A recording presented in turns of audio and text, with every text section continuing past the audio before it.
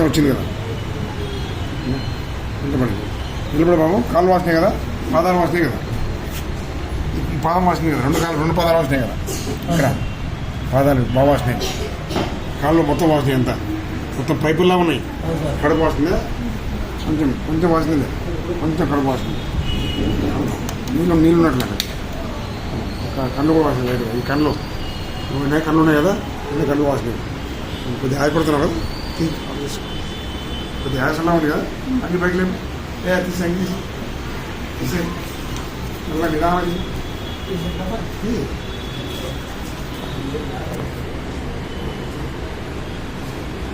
సరే.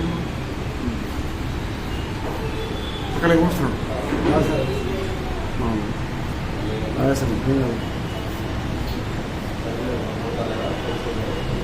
ఆయాసం ఉంది.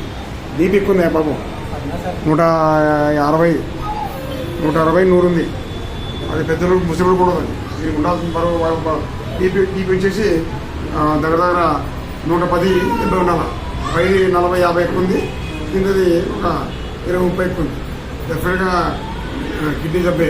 దాన్ని ఏమంటారంటే నెఫ్రైటిస్ అంటే పుళ్ళు అయినాయి కదా, పుళ్ళు అయితే కదా, పుండ్ల వల్ల పుండు పోయి కడుపులోకి, దానివల్ల పిఎస్జిఎన్ అంటారు. పిఎస్జిఎన్ పోస్ట్ స్ట్రెప్టోకోకల్ నెఫ్రైటిస్.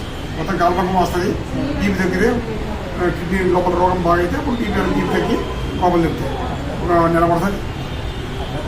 మీరు వారం లేట్ వచ్చారు. అక్కడెక్కడ వైద్యం జరగదు. అసలు రోగమే కనుక్కోలేకుండా ఇంకా వైద్యం చేస్తారా? నేనే పని పెడితే అర్థమైతే నాకు, పని పెట్టి కూడా అర్థం కాదు నాకు.